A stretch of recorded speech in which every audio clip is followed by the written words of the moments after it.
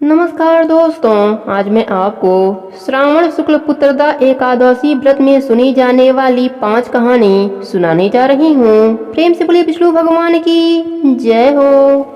युधिष्ठिर ने कहा, हे केशव, श्रावण मास के शुक्ल पक्ष की एकादशी का क्या नाम और क्या महत्म्य है, कृपया आप कहिए। श्री कृष्णचंद्र जी कहने लगे, हे राजन, अब आप ध्यान पूर्वक इसकी भी कथा सुनो। द्वापर युग में राजा महिजीत महिष्मती नगरी में राज करता था, परंतु पुत्र न होने के कारण वह अत्यंत ही दुखित था और पुत्र प्राप्ति के लिए अनेक प्रकार के यत्नों को करता था। अनेक प्रकार की चेष्टा करने पर भी उसको आनंद देने वाला पुत्र रत्न प्राप्त नहीं हुआ, तो राजा ने अपनी वृद्धा अवस्था को देखकर एक दिन अपनी सभा में अत्यंत ही चिंतित होकर प्रजागणों को संबोधित करके कहा, हे प्रजागणों, मैंने इस जन्म में जहाँ तक ध्यान आता है कि कोई भी पाप कार्य नहीं किया और न प्रजा से अत्याचार पूर्वक धन को लेकर अपने अर्थकोष में संचित ही किया, न किसी की धरोहर का हरण ही किया, बल्कि अपनी प्रजा का पालन पुत्र के सदस्य कर रहा हूँ। धर्म कार्य के द्वारा पृथ्वी को भी अपने बस में कर रखा है। अत्यंत दुष्ट कार्य करने वालों को दंडित किया है और शिष्ट शस्त्रों के साथ भी मैंने उत्तम से उत्तम व्यवहार किया है, परंतु न मालूम किस अज्ञात कारण के विषय से मुझे पुत्र रत्न की प्राप्ति नहीं हुई। इस पर आप लोग ध्यान पूर्वक विचार कीजिए। इस प्रकार के अर्थ वचनों को सुनकर राजा के प्रजागण और पुरोहित आपस में सम्मित करके राजा के कल्याण के निमित्त वन में गए और मुनियों के आश्रम को ढूंढते हुए इधर उधर वन में भ्रमण करने लगे। उसी वन में उन्होंने अत्यंत ही घोर तपस्या करते हुए निराहार जीतात्मा जीत क्रोध महात्मा लोमस मुनि का दर्शन किया, जो कि सर्वधर्म तत्ववेत्ता एवं सर्वशास्त्र पारंगत दीर्घायु थे, जिनके की कल्प के अंत में केवल लोम ही गिरते हैं। इसी कारण से उनका नाम लोमस पड़ गया। इस प्रकार उन त्रिकाल यज्ञ महात्मा लोमस को देख करके सब लोग अत्यंत ही हर्षित होकर निकट जाकर यथोचित रूप से प्रणाम करके उनके पास स्थिर हो गए। लोमस मुनि ने सब लोगों को देखकर यह प्रश्न किया कि तुम लोग यहाँ पर किस कारण से आए हो और यहाँ पर क्यों स्थिर हो गए। तब सब मुनियों ने कहा, हे महाराज, हम सब लोग अपने कष्ट से निमित्त होने के लिए आपके शुभ स्थान पर आए हैं। वह कष्ट यह है कि हमारा महिजीत नामक राजा अत्यंत ही धर्मात्मा है, परंतु वह पुत्रहीन है। इस दुख से उसे अत्यंत ही व्याकुल देखकर आपके शरण में तपस्या करने के हेतु हम सब एकत्रित हुए हैं। राजा के अहोभाग्य से हम सब लोगों को आपका दर्शन प्राप्त हुआ है, क्योंकि महात्मा एवं मुनियों के दर्शन मात्र से ही मनुष्यों के कार्य सिद्ध हो जाते हैं। अस्तु, अब आप हम लोगों के ऊपर कृपा दृष्टि करके इस प्रकार का आदेश करिए कि जिससे हमारे धर्मात्मा राजा का कार्य सिद्ध होकर कल्याण होवे। प्रजाजनों की इस प्रकार की बातों को सुनकर क्षण भर तक ध्यान मग्न होकर राजा के पूर्व जन्म के वृतांत को समझकर लोमस जी ने कहा, यह राजा पूर्व जन्म में अत्यंत ही घोर पापी और महादरिद्र जाति का वैश्य था। अपने व्यवसाय के हेतु इस नगर से उस नगर में, उस नगर से दूसरे नगर में इसी प्रकार बराबर भ्रमण किया करता था। एक समय की बात है कि ज्येष्ठ मास के शुक्ल पक्ष की एकादशी को मध्याह्न के समय प्यास से अत्यंत व्याकुल होकर जल के लिए कोई उत्तम स्थान को ढूंढने लगा। संयोगवश उसको एक अत्यंत ही उत्तम और स्वच्छ जलाशय दिखाई पड़ा। उसको देखते ही जल पीने की इच्छा से उसके समीप गया। उसी समय एक कुछ ही दिनों की ब्याई हुई गौ अपने साथ बछड़े को लिए हुई उसी जलाशय पर आकर जल पीने लगी। उस समय इस बनिए ने उस जल पीती हुई गौ को हटाकर स्वयं ही जल को पिया। इसी पाप के कारण वह निसंतान है, परंतु कुछ पूर्व जन्म के पुण्य के प्रताप से उसको राज्य प्राप्त हो गया है। मुनि जी की बातों को सुनकर प्रजाजन और पुरोहितों ने कहा, हे महाराज, हम लोगों ने पुराणों के द्वारा इस प्रकार सुना है कि पुण्य कार्य करने से पाप नष्ट हो जाते हैं, सो आप कृपा करके इस प्रकार पुण्य का उपदेश करिए कि जिससे पाप नष्ट होकर राजा महिजीत को पुत्र उत्पन्न हो। तब लोमस ऋषि ने कहा, हे मनुष्यों, श्रावण मास के शुक्ल पक्ष की पुत्रदा नामक एकादशी का व्रत तुम लोग करो और नियम पूर्वक पूजन इत्यादि करके रात भर जागरण करो तथा उसका सब फल अपने राजा को प्रदान कर दो, तो उस राजा को पुत्र उत्पन्न होगा। इस प्रकार लोमस ऋषि द्वारा व्रत के विधान और फल को सुनकर सब लोगों को अपार आनंद प्राप्त हुआ और सब लोग अपने अपने घर को लौट आए। श्रावण मास जब आया तब सब लोगों ने लोमस ऋषि के आज्ञा अनुसार राजा सहित भक्ति और विधान पूर्वक एकादशी का व्रत किया और दूसरे दिन अपना अपना फल उन सब लोगों ने राजा को प्रदान कर दिया। उस फल के प्रभाव से राजा की रानी ने गर्भ धारण कर समय आने पर पुत्र रत्न को प्राप्त किया। इस प्रकार की यह फलदात्री पुत्रता एकादशी है। इसलिए इस लोक और उस लोक में आनंद प्राप्त करने वाले को इस पुत्रता नामक एकादशी का व्रत अवश्य करना चाहिए। इस एकादशी का महात्म्य पढ़ने और सुनने से घोर पापों से मुक्ति मिलती है। प्रेम से बोले विष्णु भगवान की जय हो। अब सुनते हैं तुलसी माता की कथा। प्रेम से बोले तुलसी माता की जय हो। एक समय की बात है, एक गांव में एक ब्राह्मण और ब्राह्मणी रहते थे। उनके कोई भी संतान न थी। ब्राह्मण नित्य नियम से सुबह नदी में स्नान करने जाता और घर आकर पूजा पाठ करता था। एक दिन ब्राह्मण नदी स्नान करने के बाद जाने लगा तो पीछे से किसी ने आवाज दी, बाबा मैं भी आऊं। उस ब्राह्मण ने पीछे मुड़कर देखा पर वहाँ कोई नहीं था। फिर से चला तो फिर से आवाज आई, बाबा मैं भी चलूं। ब्राह्मण ने सोचा कोई दिखाई तो देता नहीं, कौन बुला रहा है। फिर ब्राह्मण ने कहा, भूत प्रेत हो तो मत आना, कोई देव हो तो आना। इतने में एक छोटी सी कन्या आई और बोली, बाबा मैं भी आपके घर आऊंगी। ब्राह्मण ने अंगुली पकड़ाई और उसे घर लेकर आ गया। घर आने पर उसकी स्त्री बोली, यह कन्या किसकी है? वह कन्या बोली, माँ मैं तेरी हूँ। ब्राह्मणी ने ब्राह्मण से पूछा, क्या बात है? ब्राह्मण ने सारी बात बताई। उन दोनों ने उसे बेटी कहकर पुकारा। वह दोनों पति पत्नी खुश हुए और बोले, इसका क्या नाम रखें? ब्राह्मण बोला, इसका नाम तुलसी रख देते हैं, यह हमारे आंगन की तुलसी है। अब तुलसी खेलने कूदने लगी। माता पिता भी उसे बड़ा ही प्रेम करते थे। वह बड़ी हुई तो माता पिता उसकी शादी की चिंता करने लगे। तब तुलसी बोली, मेरी चिंता आप मत करो, मुझे तो स्वयं श्री हरि लेने आएंगे, आप लोग तैयारियां करो। शादी का मुहूर्त निकला। कार्तिक शुक्ल एकादशी के दिन तुलसी जी का विवाह शालिग्राम जी के साथ हो गया। जब तुलसी जाने लगी उसके माता पिता रोने लगे, बेटी हम तुम्हें कहाँ लेने आएंगे? तब तुलसी ने कहा, माता पिता आप मेरी चिंता मत करना, मेरा ससुराल द्वारिका धाम है। आप जब याद करोगे तो मैं आ जाऊंगी। आप अपने आंगन में तुलसी लगाना, उससे मन को शांति मिलेगी। आंगन की तुलसी को आप सदा ही हरा रखना, उसकी पूजा अर्चना करते रहना। इतना कहकर तुलसी विदा हो गई। ब्राह्मण ब्राह्मणी अपने आंगन की तुलसी की पूजा अर्चना करने लगे। कुछ दिनों के बाद ब्राह्मण ब्राह्मणी की मृत्यु हो गई। उन्हें लेने बैकुंठ लोक का विमान आया और वह दोनों ब्राह्मण और ब्राह्मणी बैकुंठ धाम को चले गए। हे तुलसी माता, जैसे आपने ब्राह्मण और ब्राह्मणी पर अपनी कृपा करी वैसे ही अपने सभी भक्तों पर अपनी कृपा बनाए रखना। कहानी अधूरी हो तो पूरी करना, पूरी हो तो मान रखना। प्रेम से बोली तुलसी माता की जय हो, भोलेनाथ की जय हो। अब सुनते हैं गर्भ गीता की कथा। प्रेम से बोली कृष्ण भगवान की जय हो।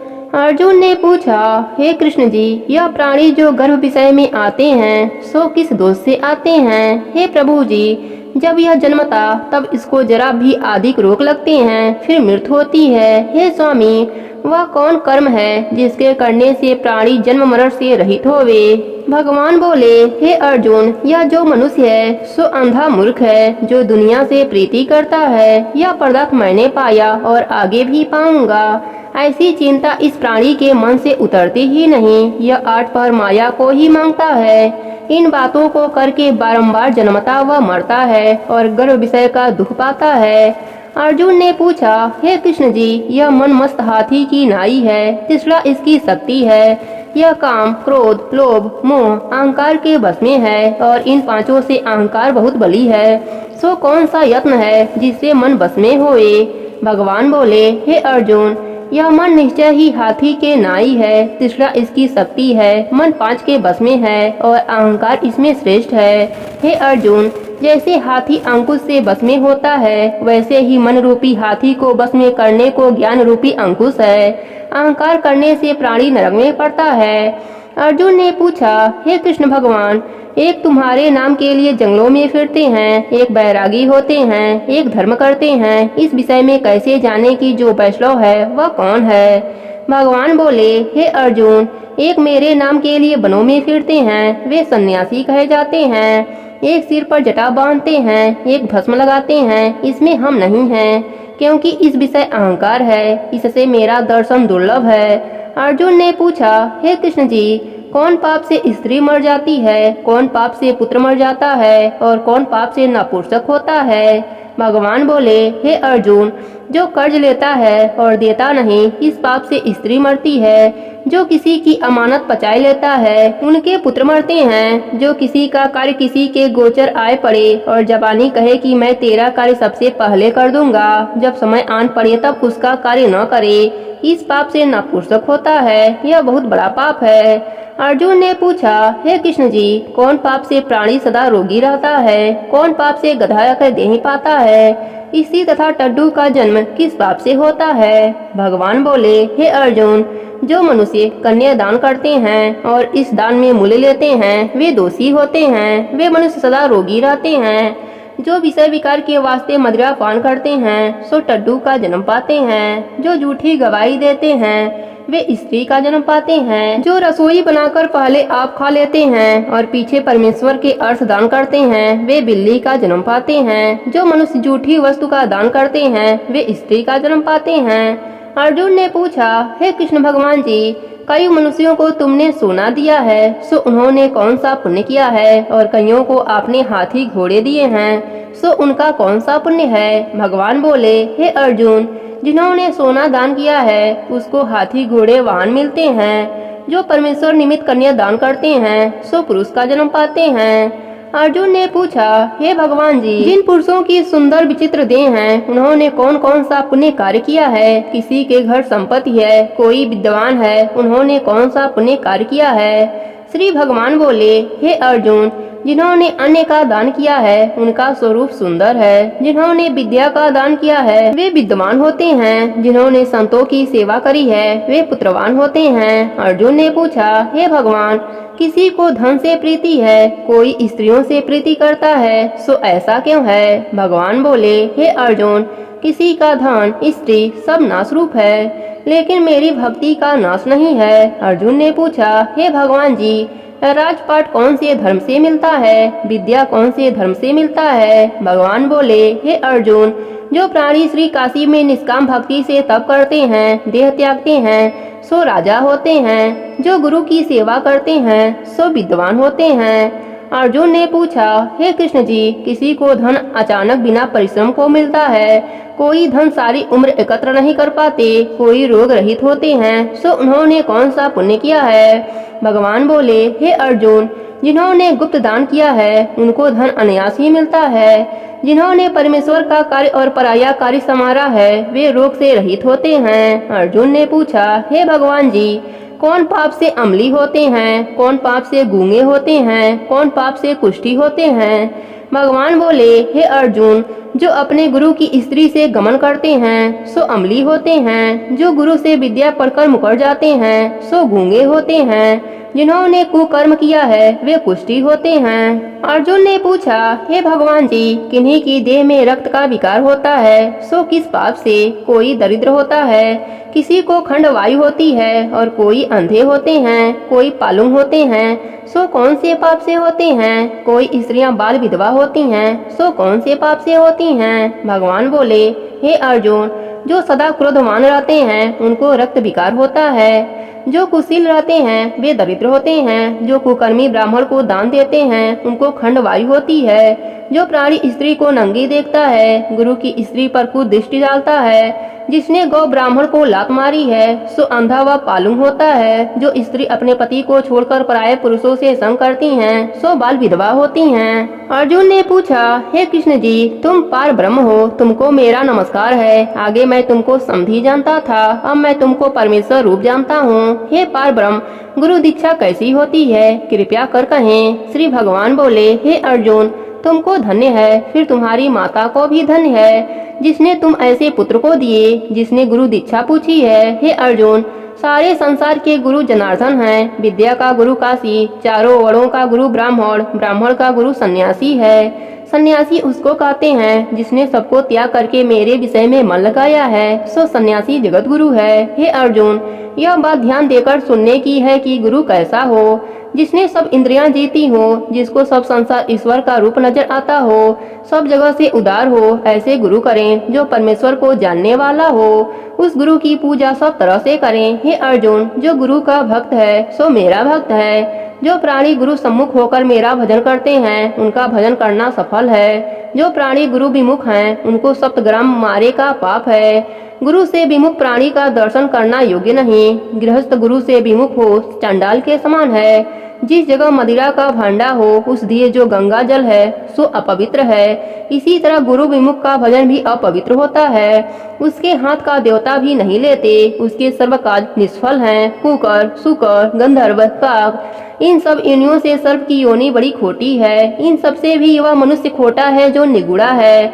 गुरु बिना गति नहीं होती। जिसका कोई गुरु न होवे सो अवश्य नरक को जाएगा। गुरु दीक्षा बिना प्राणी के सर्व काज निष्फल होते हैं। हे अर्जुन, जैसे चारों वर्णों की मेरी भक्ति करना योग्य है, तैसे ही गुरु धारण करके गुरु की भक्ति करना, सेवा करना योग्य है। जैसे सब नदियों में गंगा श्रेष्ठ है, सब व्रतों में एकादशी का व्रत श्रेष्ठ है, सो वैसे ही हे अर्जुन, सबसे उत्तम गुरु सेवा है। गुरु दीक्षा बिना प्राणी पशु योनि पाता है, धर्म करता है, सो पशु योनि में फल भोगता है, 84 में घूमता रहता है।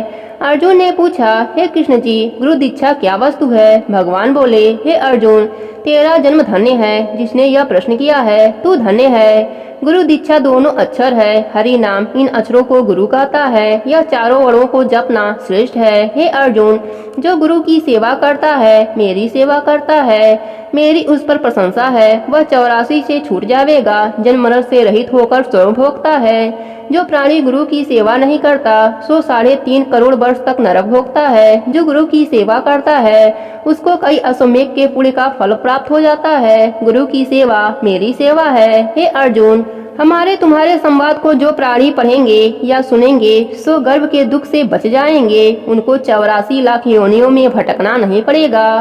प्रेम से बोले कृष्ण भगवान की जय हो। अब सुनते हैं 11 माता की कथा। प्रेम से बोले 11 माता की जय हो।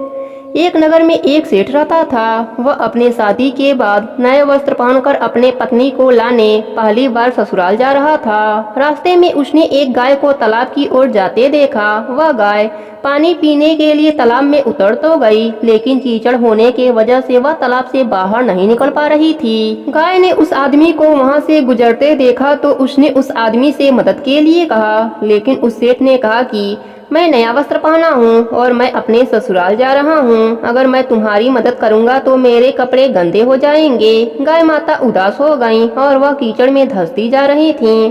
गाय ने उस सेठ को श्राप दे दिया कि अब से 8 पहर बाद तू गधा बन जाएगा। अब वह सेठ डर गया और गाय से अपने भूल के लिए क्षमा मांगने लगा, लेकिन तब तक गाय पूरी तरह पानी में डूब चुकी थी। वह सेठ पछताता हुआ उदास मन से अपने ससुराल पहुंचा।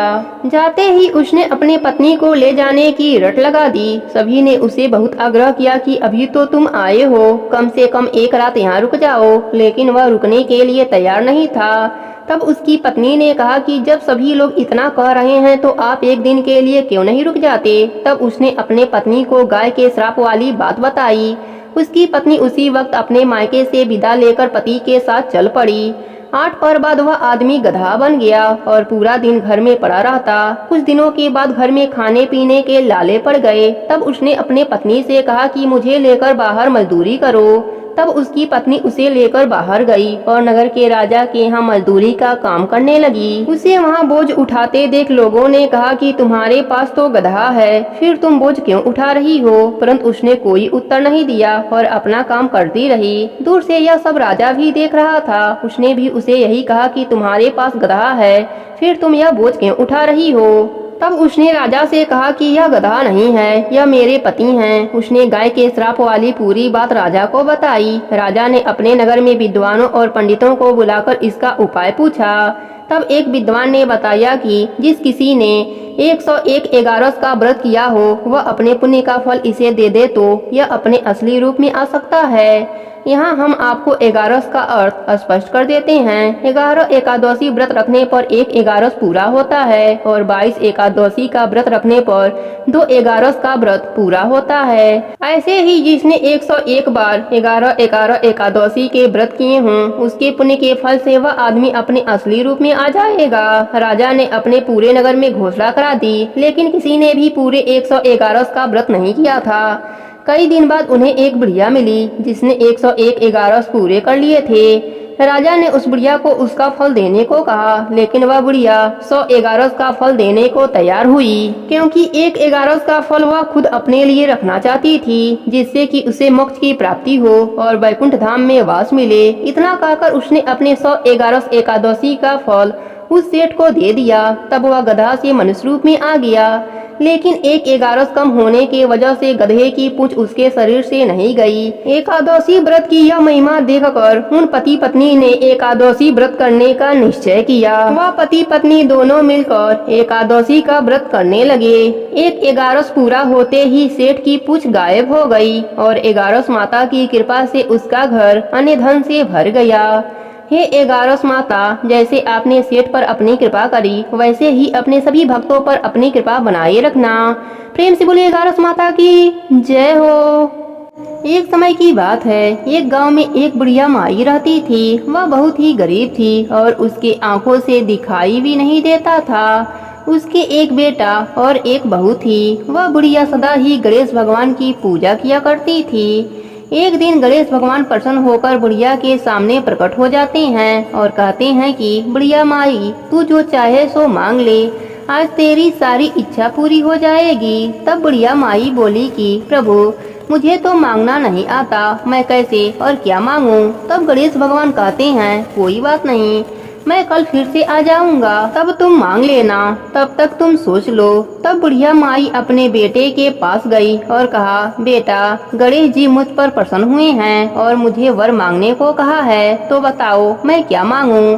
तब पुत्र बोला कि माँ देखो, हम लोग कितने गरीब हैं, हमें धन की बहुत कमी है, तो तू गणेश भगवान से धन मांग ले। तब बुढ़िया अपने बहू से पूछती है। तब बहू कहती है, माई आप तो नाती पोते मांग लीजिए। अब बुढ़िया माई सोचती है कि यह तो सब अपने अपने मतलब की बातें कर रहे हैं, अतः वह अपने पड़ोसन के पास जाती है और उससे पूछती है। तब वह पड़ोसन कहती है कि बुढ़िया माई, तू तो थोड़े ही दिन जिएगी, तुम क्यों धन मांगेगी, क्यों नाती मांगेगी, तू तो अपने लिए अपने आँखों की रोशनी मांग ले, जिससे तेरी जो बची जिंदगी है वह आराम से कट जाए। तब बुढ़िया माई अगले दिन घर के मंदिर में जाकर बैठ गई। तब तक गणेश भगवान प्रकट होते हैं। गणेश जी ने कहा, बुढ़िया माई क्या चाहिए तुम्हें, मांग ले।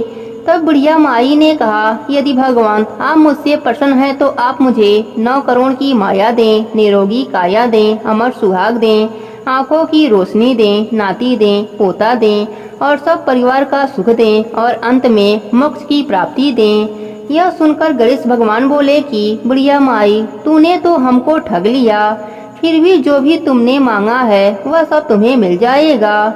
इतना कहकर गणेश भगवान अंतर ध्यान हो गए। बुढ़िया माई ने जो कुछ भी मांगा था वह सब उसे मिल गया। हे गणेश जी महाराज, जैसे आपने उस बुढ़िया पर प्रसन्न होकर बुढ़िया को दिया, वैसे ही अपने सभी भक्तों पर प्रसन्न रहना, अपने सभी भक्तों के कामनाओं को पूर्ण करना। कहानी अधूरी हो तो पूरी करना, पूरी हो तो मान रखना। प्रेम से बोले गणेश भगवान की जय हो।